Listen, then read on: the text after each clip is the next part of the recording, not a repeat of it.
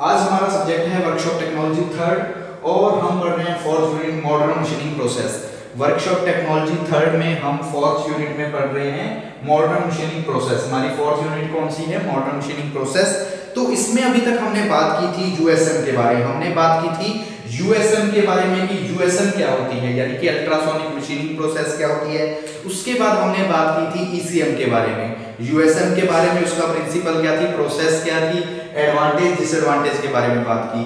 अब फिर हम बात कर रहे थे ईसीएम के बारे में। ईसीएम में हम बात कर रहे थे कि ईसीएम क्या होती है, यानी कि इलेक्ट्रोकेमिकल मशीनिंग क्या होती है, उसकी एडवांटेज क्या होती है, प्रोसेस क्या होती थी। तो आज हम जो टॉपिक अभी शुरू कर रहे हैं ये हमारा है डिसएडवांटेज ऑफ ईसीएम। इससे पहले हम एडवांटेज पढ़ चुके हैं, अब हम बात करेंगे डिसएडवांटेज ऑफ ईसीएम। ईसीएम यानी कि इलेक्ट्रोकेमिकल मशीनिंग। ठीक है, इलेक्ट्रोकेमिकल मशीनिंग क्या होती है, जैसा कि जो हमने पिछले लेक्चर में पढ़ा था ईसीएम के बारे में। अब हम पढ़ रहे हैं डिसएडवांटेज। एडवांटेज पिछले लेक्चर में पढ़ चुके हैं, तो शुरू करते हैं डिसएडवांटेज। तो सबसे पहले जो डिसएडवांटेज होती है ईसीएम मशीन की, वो ईसीएम मशीन की डिसएडवांटेज ये होती है कि ईसीएम मशीन को सेटअप करने के लिए, ईसीएम मशीन को रखने के लिए, इंस्टॉल करने के लिए हमें एक लार्ज स्पेस की जरूरत होती है। यानी कि जो ईसीएम मशीन होती है ये काफी बड़ी मशीन होती है, ठीक है, हैवी मशीन होती है, जिसके लिए हमें क्या करना होता है, लार्ज फ्लोर स्पेस एरिया की जरूरत होती है। लार्ज फ्लोर स्पेस का क्या होती है, आवश्यकता होती है। तो सबसे पहली एडवांटेज क्या होती है, लार्जर फ्लोर, ठीक है, लार्जर फ्लोर, ठीक है, FLOOR, ठीक है, larger floor space is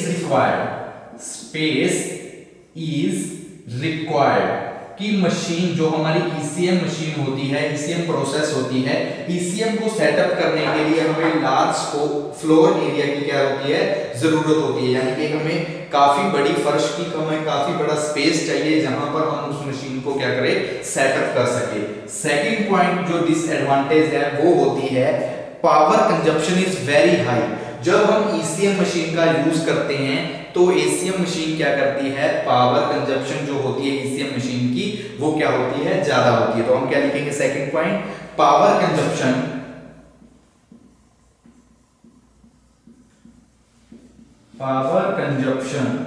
is very high. बहुत ज्यादा पावर कंजप्शन होती है ईसीएम मशीन की। जो ईसीएम हमारी मशीन होती है उसकी जो कंजप्शंस होती है, यानी कि पावर को कंजर्व करने की होती है, जो कैपेसिटी वो बहुत ज्यादा होती है। यानी कि ईसीएम मशीन के अंदर पावर बहुत ज्यादा खर्च होती है। हाई कैपिटल कॉस्ट या फिर हाई इनिशियल कॉस्ट भी, इसका जो कैपिटल कॉस्ट होता है यानी कि टोटल कॉस्ट ईसीएम मशीन पे जो पूरा कॉस्ट होता है, ओवरऑल कॉस्ट होता है, वो क्या होता है, ज्यादा होता है, हाई कॉस्ट। ठीक है, इसके ऊपर ईसीएम मशीन को शुरू करने से लेके उसकी मेंटेनेंस तक, जहां फिर ईसीएम मशीन को शुरू करने से लेके उसके लास्ट तक इस पे खर्च क्या आता है, बहुत ज्यादा होता है, हाई कॉस्ट होता है इसका। ठीक है, उसके बाद corrosion in the machine tool and work. इसके अंदर एक प्रॉब्लम और आ जाती है क्रोजन की। कई बार क्या होता है, जो हमारा वर्क पीस होता है, जो टूल होता है, ईसीएम मशीन के कारण उसके अंदर क्या आ जाता है, क्रोजन आ जाता है। ठीक है, क्रोजन, ठीक है, corrosion, CORROSION, corrosion in the corrosion formation to the machine tool और वर्क पीस, कि हमारा जो वर्क पीस होता है या फिर मशीन टूल होती है उस पे कई बार क्या प्रॉब्लम आ जाती है, क्रोजन की प्रॉब्लम आ जाती है। किस चीज की प्रॉब्लम आ जाती है, क्रोजन। ठीक है, तो इस ये तरह कुछ टॉपिक्स है जिनका यूज हम करते हैं, जो क्या है, डिसएडवांटेज है। किसकी डिसएडवांटेज है, ईसीएम की। ये हमारी क्या है, डिसएडवांटेज है ईसीएम की। नेक्स्ट, जैसे कि नॉन कंडक्टर ऑफ इलेक्ट्रिसिटी, जो मटेरियल हमारे होते हैं नॉन इलेक्ट्रिकल, ठीक है, जो नॉन इलेक्ट्रिकल होते हैं, यानी कि जिनमें से इलेक्ट्रिसिटी पास नहीं कर पाती, उन मटेरियल्स को हम मशीन नहीं कर पाते, उन मटेरियल पर हम काम नहीं कर पाते ईसीएम प्रोसेस की सहायता से, ईसीएम मशीन की सहायता से। क्या कि non conductor of materials which are non-conductor of electricity ठीक है, can not be machine, can not be machine, कि ऐसे पार्ट्स, ऐसे मटेरियल्स जो क्या होते हैं, नॉन कंडक्टर होते हैं। किसके नॉन कंडक्टर होते हैं? इलेक्ट्रिसिटी के। उन पार्ट्स को हम क्या नहीं कर सकते, मशीन नहीं कर सकते, यानी उन पे हम मशीनिंग ऑपरेशन नहीं कर सकते। तो अब देखो हमने पढ़ा डिसएडवांटेज ऑफ ईसीएम, जो हमारी ईसीएम यानी कि इलेक्ट्रोकेमिकल मशीनिंग है, उसकी डिसएडवांटेज क्या है। तो सबसे पहले जो हमने डिसएडवांटेज की बात की, larger floor space is required, कि हमारी ईसीएम मशीन को सेटअप करने के लिए, ईसीएम मशीन को सेट करने के लिए, लगाने के लिए, ईसीएम मशीन को रखने के लिए हमें ज्यादा से ज्यादा फ्लोर स्पेस की क्या होती है, जरूरत होती है, यानी कि ज्यादा जगह की, ज्यादा हमें क्या चाहिए, स्पेस चाहिए। अगर हमारे पास स्पेस कम होगा तो हम इस मशीन को नहीं लगा पाएंगे। तो ये क्या है, एक तरह से इसकी डिसएडवांटेज है कि ये इंडस्ट्रीज के अंदर लार्ज स्पेस एरिया जो होता है, लार्ज एरिया को क्या करता है, रिक्वायर करता है, मतलब इसके लिए लार्ज एरिया की जरूरत होती है। सेकंड पॉइंट में लिखा, हमने क्या लिखा, सॉरी, कि power consumption is very high. ECM machine का जब हम यूज करते हैं, ईसीएम मशीनिंग करते हैं, तो उस दौरान पावर की जो कंजप्शंस होती है वो बहुत ज्यादा होती है, पावर की कंजप्शंस होती है वो बहुत ज्यादा होती है। तो ये भी क्या है, इसकी डिसएडवांटेज। अगले पॉइंट में हमने लिखा हाई कॉस्ट, यानी कि जो ईसीएम मशीन पे ओवरऑल कॉस्ट आता है, यानी कि इसको लगाने से लेके इसकी फिनिशिंग तक, मतलब हमने ईसीएम मशीन शुरू की, उसको लगाने से लेके उसके खत्म तक, एंड तक, इस पे कॉस्ट क्या आता है, ज्यादा आता है। चाहे वो इनिशियल कॉस्ट की बात हो, मेंटेनेंस कॉस्ट की बात हो, तो वो सारे कॉस्ट क्या होते हैं, ज्यादा होते हैं ईसीएम मशीन के अंदर। तो ये भी क्या है, एक डिसएडवांटेज है। नेक्स्ट पॉइंट है corrosion formation to the machine tool and workpiece, कि क्या होता है, जैसे हमारी ईसीएम मशीन होती है, यानी कि इलेक्ट्रोकेमिकल मशीन होती है, तो इसकी वजह से क्या होता है, कई बार हमारे वर्कपीस पे और हमारे टूल पे, हमारा जो वर्कपीस होता है, जब मशीन टूल होता है, उसके ऊपर कई बार क्या हो जाता है, कोरोजन लग जाता है, जंग लग जाती है। फिर नेक्स्ट पॉइंट में बात की हमने, materials which are non conductor of electricity can not be machine, कि ऐसे मटेरियल्स जो नॉन कंडक्टर होते हैं, किसके नॉन कंडक्टर होते हैं, इलेक्ट्रिसिटी के नॉन कंडक्टर होते हैं, जिनमें से इलेक्ट्रिसिटी पास नहीं कर पाती, उनको हम मशीन नहीं कर सकते, यानी कि उन पे हम ईसीएम मशीन की सहायता से कोई भी मशीनिंग ऑपरेशन नहीं कर सकते। तो ये हो गई डिसएडवांटेज ऑफ ईसीएम, ये क्या हुई, डिसएडवांटेज ऑफ ईसीएम। अब हम बात करेंगे एप्लीकेशन ऑफ ईसीएम की, एप्लीकेशन ऑफ ईसीएम, कि ईसीएम का हम यूज कहां पे करते हैं, किस इंडस्ट्रीज में हम इनका यूज करते हैं।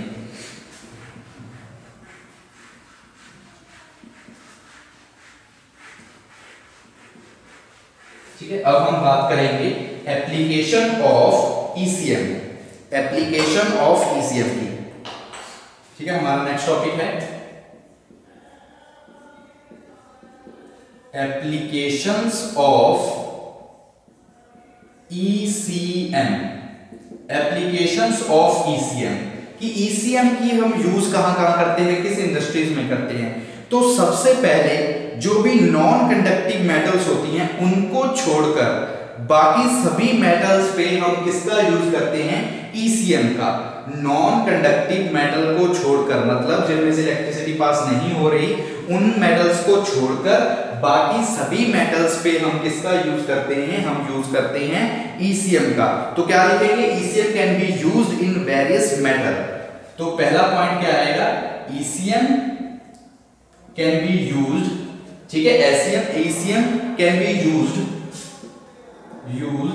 In various metals.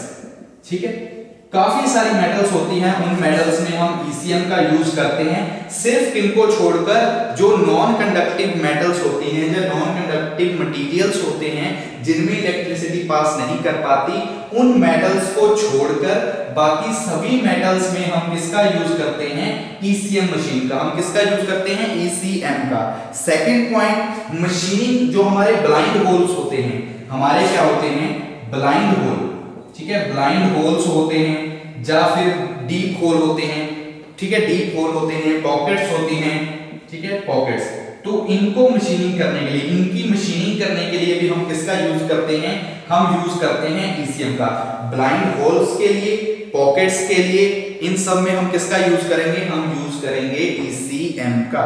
उसके बाद जो कैविटीज होती हैं, जो क्या होती हैं, कैविटीज होती हैं या फिर होल्स होते हैं इर्रेगुलर शेप्स के, क्या होती हैं, कैविटीज, ठीक है, कैविटीज हो या फिर होल्स होते हैं, होल्स ऑफ इर्रेगुलर शेप, तो वहां पे भी हम किसका यूज करते हैं, हम यूज करते हैं ECM का।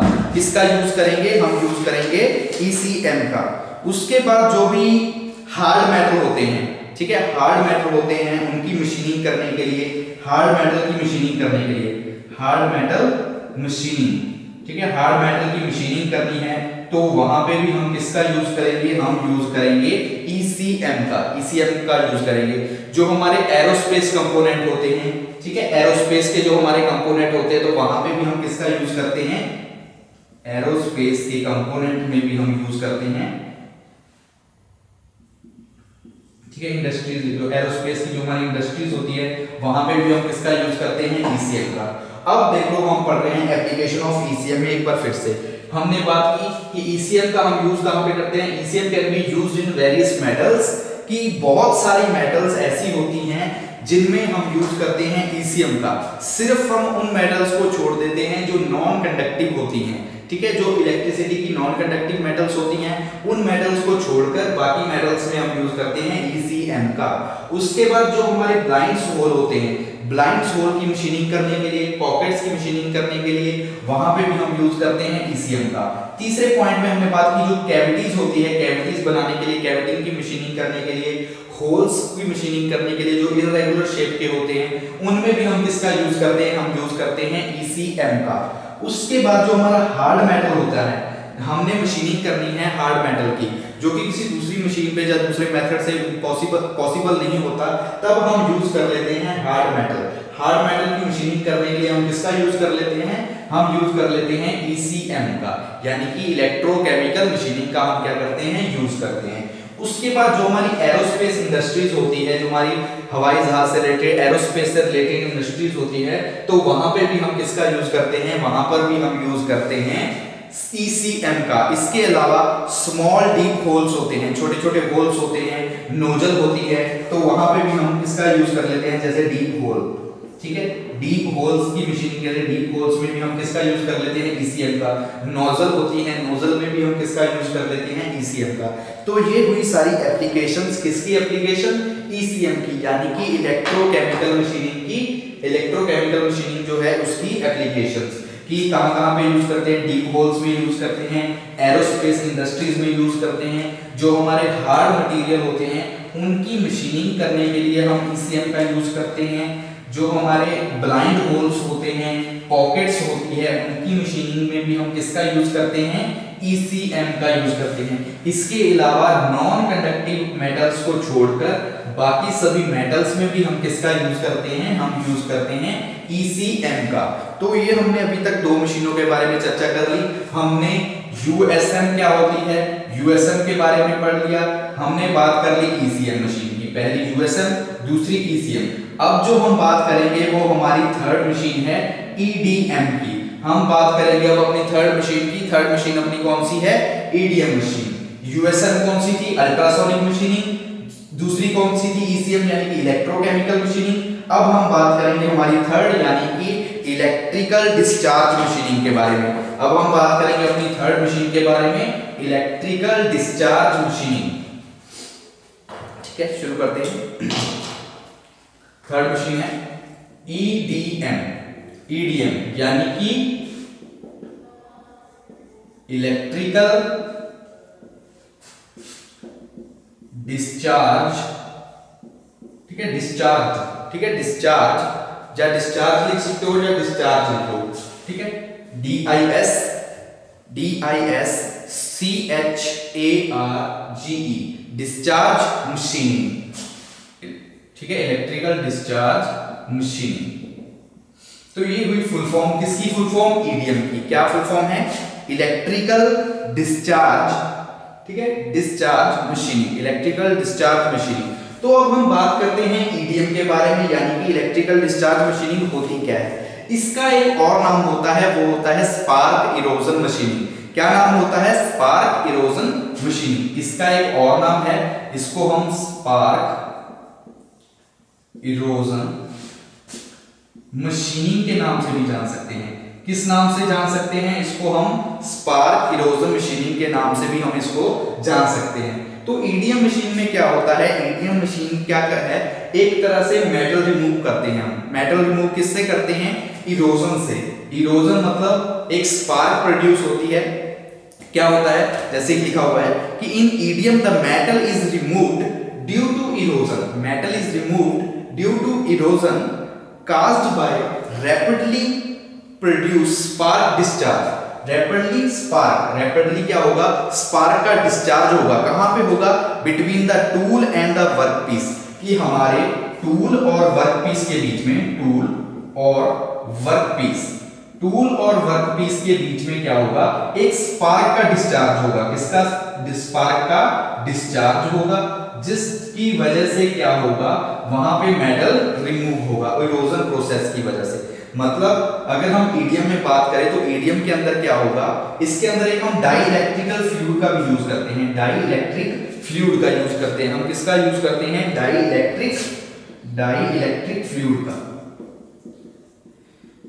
ठीक है, तो सुनो अभी एक बार ईडीएम के अंदर क्या है। ईडीएम जो होता है उसकी फुल फॉर्म होती है इलेक्ट्रिकल डिस्चार्ज मशीनिंग। उसके बाद इसका एक और नाम है स्पार्क इरोजन मशीनिंग। इसके अंदर क्या होती है? जो मेटल रिमूव होती है वो होती है हमारे टूल और वर्कपीस के बीच में एक स्पार्क डिस्चार्ज होता है, जिसकी वजह से इरोजन की सहायता से क्या होता है? हमारी मेटल रिमूव होती है। जो स्पार्क हमारे क्या होता है? टूल और वर्कपीस है, इसके बीच में एक गैप होता है। उस गैप को हम बोल देते हैं स्पार्क गैप भी बोल देते हैं। उसके अंदर हम क्या करते हैं? डाइइलेक्ट्रिकल फ्लूइड का क्या करवाते हैं? फ्लो करवाते हैं। ठीक है, उसके बाद क्या होता है? इलेक्ट्रिसिटी की सहायता से, प्रोटॉन की सहायता से इलेक्ट्रॉन्स होंगे। इलेक्ट्रॉन्स क्या होगा? करंट प्रोड्यूस होगा, जिससे क्या होगा? एक स्पार्क प्रोड्यूस होगी और उससे क्या होगा? मेटल मेल्ट होगी और हमारा वर्कपीस जो हम मेटल मेल्ट होगी और क्या हो जाएगी? हमारी मशीनिंग प्रोसेस कंप्लीट हो जाएगी। जैसे कि हम इसमें क्या लिखेंगे कि ईडीएम क्या होता है? EDM the metal is removed. EDM के अंदर जो मेटल रिमूव होती है वो होती है ड्यू टू इरोजन। मेटल किससे होगी? इरोजन से। Metal is removed due to erosion by, ठीक है, by spark discharge between tool and workpiece. कि जो मेटल रिमूव हो रही है वो इरोजन की वजह से हो रही है। इरोजन मतलब किसके कारण हुआ? इरोजन हुआ स्पार्क डिस्चार्ज के कारण। और स्पार्क डिस्चार्ज कहां पे हुआ? वो हुआ टूल और वर्कपीस के बीच में। इसके अंदर हम एक यूज करते हैं डाइइलेक्ट्रिकल फ्लूइड का यूज करते हैं। इस प्रोसेस का मेन काम क्या होता है? जो हमारा रिमूवल रेट है, जो हमारी मेटल रिमूवल रेट है उसको कंट्रोल करना। ठीक है, इस प्रोसेस का काम क्या है? जो हमारी मेटल रिमूवल रेट है यानी कि एमआरआर है, एमआरआर यानी कि मेटल रिमूवल रेट, इसको क्या करना? कंट्रोल करना। किसका काम है? ईडीएम का। तो ईडीएम का काम, ठीक है। तो ईडीएम में हम जस्ट इतना लिखेंगे कि the metal is removed due to erosion caused by spark discharge between tool and workpiece. A dielectrical fluid is used in this process. This process is controlled removal of material from the workpiece. की workpiece से जो removal rate है metal का, उस metal removal rate को क्या करती है? कंट्रोल करती है। ठीक है, तो ईडीएम में बस इतना आएगा। इलेक्ट्रिकल डिस्चार्ज मशीनिंग इसका नाम होता है। एक और नाम होता है स्पार्क इरोजन मशीनिंग। उसके बाद जो मेटल रिमूव होती है वो होती है इरोजन की वजह से। इरोजन प्रोड्यूस होता है स्पार्क डिस्चार्ज से। स्पार्क डिस्चार्ज कहां पे होता है? ये होता है टूल और वर्कपीस के बीच में होता है। डाइइलेक्ट्रिकल फ्लूइड का हम इसके अंदर यूज करते हैं। हम किसका यूज करते हैं? डाइइलेक्ट्रिकल फ्लूइड का यूज करते हैं हम ईडीएम प्रोसेस के अंदर। ठीक है, अब हम बात करते हैं प्रिंसिपल पार्ट्स ऑफ ईडीएम कि जो हमारी ईडीएम है, ईडीएम के प्रिंसिपल पार्ट्स के बारे में हम पढ़ेंगे। प्रिंसिपल पार्ट्स ऑफ ईडीएम, ठीक है। ईडीएम यानी कि इलेक्ट्रिकल डिस्चार्ज, ठीक है, डिस्चार्ज मशीन। पार्ट्स कौन कौन से होते हैं? तो पार्ट्स होते हैं, सबसे पहले आपको बताया कि इसके अंदर जो अब हम बात कर रहे हैं पार्ट्स ऑफ ईडीएम, जो प्रिंसिपल पार्ट्स है। तो सबसे पहले टूल होगा और क्या होता है हमारा? वर्कपीस होगा। वर्कपीस के बाद आपको बताया है इसके अंदर हम एक डाइइलेक्ट्रिकल फ्लूइड का भी यूज करते हैं, तो डाइइलेक्ट्रिक फ्लूइड भी होगा। ठीक है, ये तो तीन मेन पार्ट हैं। जो मेन पार्ट्स हैं, टूल होगा, वर्कपीस होगा ईडीएम के अंदर, और एक डाइलेक्ट्रिक फ्लूइड होगा। इसके अलावा हम इसमें यूज करते हैं डीसी पावर सप्लाई का। किसका यूज करते हैं हम? डीसी पावर सप्लाई, यानी कि डायरेक्ट करंट का हम यूज करते हैं, डायरेक्ट करंट का ईडीएम के अंदर। इसके अलावा और क्या होता है इसके अंदर? रिडक्शन गियर बॉक्स होता है, रैक एंड पिनियन गियर होता है। क्या होता है? रिडक्शन, ठीक है, रिडक्शन गियर बॉक्स, ठीक है, रिडक्शन गियर बॉक्स। और होता है इसके अंदर रैक एंड पिनियन, ठीक है, रैक एंड पिनियन जो गियर होता है, रैक एंड पिनियन, ठीक है, रैक एंड पिनियन। तो और बेस, लास्ट में हमारा मेन जो होता है बेस। तो ये है प्रिंसिपल पार्ट्स ऑफ ईडीएम के, मतलब जो महत्वपूर्ण पार्ट है, इंपॉर्टेंट पार्ट है किसके? ईडीएम, यानी कि इलेक्ट्रिकल डिस्चार्ज मशीनिंग के। कि टूल होगा, वर्कपीस होगी, डाइलेक्ट्रिकल फ्लूइड का यूज करेंगे ईडीएम के अंदर, डीसी पावर सप्लाई का यूज करेंगे ईडीएम के अंदर, रिडक्शन गियर बॉक्स लगा होगा, रैक एंड पिनियन लगा होगा, और हमारा नीचे बेस होगा। ये है प्रिंसिपल पार्ट्स ऑफ ईडीएम के, प्रिंसिपल पार्ट्स ऑफ ईडीएम। अब हम बात करते हैं ईडीएम की टर्मिनोलॉजी के बारे में, यानी कि ईडीएम के अंदर कुछ टर्म्स हैं जिनका हम यूज करते हैं।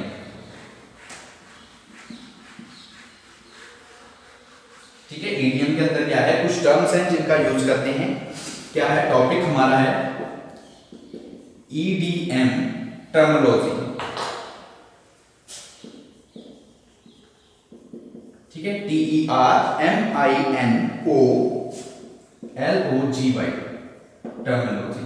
ठीक है, तो कुछ टर्म्स हैं जिन टर्म का हम ईडीएम के अंदर यूज करते हैं, जैसे कैथोड क्या होती है, एनोड क्या होता है, डाइलेक्ट्रिकल फ्लूइड क्या होता है, जो स्पार्क गैप बनता है वो क्या होता है, गैप वोल्टेज क्या होती है। तो कुछ टर्म्स हैं जिनके बारे में हम पढ़ेंगे ईडीएम टर्मिनोलॉजी में। ठीक है, तो पहले है, सबसे पहली जो टर्मिनोलॉजी है ईडीएम के अंदर वो है एनोड। कि एनोड क्या होता है? एनोड, ठीक है, एनोड। तो एनोड क्या है? The workpiece is made anode. कि in EDM the workpiece is made anode. In EDM workpiece is made anode. कि ईडीएम के अंदर जो हमारा वर्कपीस होगा वो वर्कपीस क्या होगा? वो होगा एनोड। हमारा वर्कपीस क्या होगा? एनोड होगा, जो कि कनेक्टेड होगा। किससे कनेक्टेड होगा? पॉजिटिव टर्मिनल के साथ। ये कनेक्टेड होगा, किसके साथ कनेक्टेड होगा? ये हमारा कनेक्टेड होगा पॉजिटिव टर्मिनल के साथ। ठीक है, किसके साथ कनेक्टेड होगा? पॉजिटिव टर्मिनल के साथ, पॉजिटिव टर्मिनल। ठीक है, तो एनोड क्या है? हमारा जो वर्कपीस है, वर्कपीस हमारी एनोड है और वो कनेक्टेड है। किससे कनेक्टेड है? वो कनेक्टेड है पॉजिटिव टर्मिनल के साथ। ठीक है, लिख देता हूं, कनेक्टेड किसके साथ है? पॉजिटिव टर्मिनल के साथ। किसके साथ कनेक्टेड है? पॉजिटिव टर्मिनल के साथ। अब हम बात करते हैं हमारी सेकंड हमारे पास है कैथोड। कि कैथोड क्या होती है? तो वर्कपीस पे है एनोड, तो हमारा जो टूल होगा कैथोड। टूल हमारा क्या होगा? कैथोड होगा। और कनेक्टेड किसके साथ होगा? कनेक्टेड होगा नेगेटिव टर्मिनल के साथ। ठीक है, तो वर्कपीस वहां पे है एनोड, तो यहां पे होगा टूल इज मेड कैथोड। ठीक है, और कनेक्टेड किसके साथ होगा? टूल हमारा कनेक्टेड होगा नेगेटिव टर्मिनल के साथ। ठीक है, जो नेगेटिव टर्मिनल होता है उसके साथ कनेक्टेड होगा हमारा कैथोड, यानी कि हमारा टूल। ठीक है, तो दो पॉइंट टर्मिनोलॉजी में अभी तक हमने पढ़े एनोड के बारे में और कैथोड के बारे में। एनोड क्या है? वर्कपीस हमारा एनोड होगा और कनेक्टेड किसके साथ होगा? पॉजिटिव टर्मिनल के साथ। टूल हमारा कैथोड होगा और कनेक्टेड किसके साथ होगा? नेगेटिव टर्मिनल के साथ। अब हम बात करते हैं हमारे थर्ड पॉइंट की, यानी कि डाइलेक्ट्रिकल फ्लूइड के बारे में। ठीक है, कैथोड और एनोड के बारे में आपने पढ़ा। अब हम बात करते हैं ईडीएम टर्मिनोलॉजी में नेक्स्ट पॉइंट जो अपना है डाइलेक्ट्रिक फ्लूइड। ठीक है, तीसरा पॉइंट डाइलेक्ट्रिक फ्लूइड। डाइलेक्ट्रिकल फ्लूइड क्या होता है? डाइलेक्ट्रिक फ्लूइड क्या होता है? ठीक है, for improving the effectiveness of the workpiece and tool. ठीक है, tool are submerged in dielectric fluid. मतलब डाइलेक्ट्रिकल फ्लूइड क्या होता है, मिनरल ऑयल होते हैं, हाइड्रोकार्बन होते हैं, जो हमारे हाइड्रोकार्बन होते हैं, या फिर जो हमारे मिनरल ऑयल्स होते हैं, ठीक है, मिनरल ऑयल होते हैं, मिनरल ऑयल्स, इनको हम बोलते हैं डाइलेक्ट्रिकल फ्लूइड। इनको हम क्या बोलते हैं, डाइलेक्ट्रिक। जो हमारे हाइड्रोकार्बन होते हैं, मिनरल ऑयल होता है, केरोसिन होता है, इनको हम बोलते हैं डाइलेक्ट्रिकल फ्लूइड। इनका हम यूज क्यों करते हैं, जो हमारा वर्कपीस होता है और टूल होता है उसको हम सबमर्ज करते हैं डाइलेक्ट्रिकल फ्लूइड के अंदर, ताकि हमारे वर्कपीस और टूल को हम क्या कर सकें और इफेक्टिव कर सकें। हमारी जो इफेक्टिवनेस है उसको इंप्रूव करने के लिए हम वर्कपीस और टूल को सबमर्ज करते हैं डाइलेक्ट्रिकल फ्लूइड के अंदर। हम क्या करते हैं, डाइलेक्ट्रिकल फ्लूइड के अंदर सबमर्ज करते हैं। जो हमारा गैप होता है, किसके बीच का गैप, टूल और वर्कपीस के बीच का जो गैप होता है उसको फिल करने के लिए भी हम किसका यूज करते हैं, हम डाइलेक्ट्रिकल फ्लूइड का यूज करते हैं। तो डाइलेक्ट्रिकल फ्लूइड में हम क्या लिखेंगे कि for improving the effectiveness of workpiece and tool submerge in dielectrical fluid, कि हमारा जो वर्कपीस और टूल है उसको, हमारी जो प्रोसेस है उसको और इफेक्टिवनेस बनाने के लिए, इफेक्टिवनेस को और इंप्रूव करने के लिए हम हमारे वर्कपीस और टूल को सबमर्ज करते हैं। किसके अंदर सबमर्ज करते हैं, डाइलेक्ट्रिकल फ्लूइड के अंदर। और जो हमारे टूल और वर्कपीस के बीच का गैप होता है, उस गैप को फिल करने के लिए भी हम किसका यूज करते हैं, हम यूज करते हैं डाइलेक्ट्रिकल फ्लूइड का। हम यूज किसका करते हैं, डाइलेक्ट्रिक फ्लूइड का। अब हम बात करते हैं हमारे फोर्थ पॉइंट की। फोर्थ पॉइंट है हमारा स्पार्क गैप। फोर्थ पॉइंट है हमारा स्पार्क गैप। कि स्पार्क गैप क्या होता है, स्पार्क गैप, तो it is a gap between the workpiece and electrode. हमारे वर्कपीस और, ठीक है, it is the gap between workpiece and electrode, कि हमारी इलेक्ट्रोड यानी कि टूल और वर्कपीस के बीच का जो गैप होगा उस गैप को हम बोलते हैं स्पार्क गैप। ठीक है, उस गैप को हम क्या बोलेंगे, स्पार्क गैप। अब हम बात करते हैं गैप वोल्टेज की। गैप वोल्टेज, ठीक है, 6 पॉइंट है गैप वोल्टेज की। गैप वोल्टेज क्या होती है, तो gap voltage it is a voltage required at the gap to discharge और फ्लो करंट, कि वो वोल्टेज, ठीक है, वो गैप जो हमें चाहिए, वो वोल्टेज जो हमें चाहिए गैप को क्या करने के लिए, फिल करने के लिए, फ्लो करने के लिए, डिस्चार्ज करने के लिए। तो क्या लिखेंगे, it is the voltage required at the gap to the discharge और फ्लो करंट, कि करंट का फ्लो करवाने के लिए जो वोल्टेज हमें चाहिए उस वोल्टेज को बोलते हैं gap voltage. It is the voltage required, it is the voltage required to flow, ठीक है, to flow, ठीक है, it is the voltage required at the gap, ठीक है, at the gap to flow current, to flow current, कि current को flow करवाने के लिए गैप के अंदर जो हमें वोल्टेज रिक्वायर होगी उस वोल्टेज को बोलते हैं गैप वोल्टेज। ठीक है, तो ये हमने बात की ईडीएम टर्मिनोलॉजी की बात की। ईडीएम टर्मिनोलॉजी में हमने सबसे पहले पढ़ा कि एनोड क्या होती है। जो हमारा वर्कपीस होता है वो एनोड होता है, पॉजिटिव टर्मिनल के साथ कनेक्टेड होता है। कैथोड जो होता है वो कैथोड होता है, टूल होता है, नेगेटिव टर्मिनल के साथ कनेक्टेड होता है। डाइलेक्ट्रिकल फ्लूइड की बात की, फिर हमने स्पार्क गैप क्या होता है, और लास्ट में हमने बात की जो हमारी गैप वोल्टेज क्या होती है। गैप वोल्टेज क्या होती है, वो वोल्टेज जो हमें चाहिए, किसके लिए चाहिए, गैप के अंदर करंट के फ्लो करवाने के लिए जो हमें वोल्टेज चाहिए उस वोल्टेज को हम बोल देते हैं गैप वोल्टेज। तो आज के लेक्चर के लिए इतना काफी। आगे पढ़ेंगे हम ईडीएम का प्रिंसिपल क्या होता है। नेक्स्ट लेक्चर में बात करेंगे ईडीएम प्रिंसिपल की, उसकी एडवांटेज, ईडीएम डिसएडवांटेज और एप्लीकेशन के बारे में।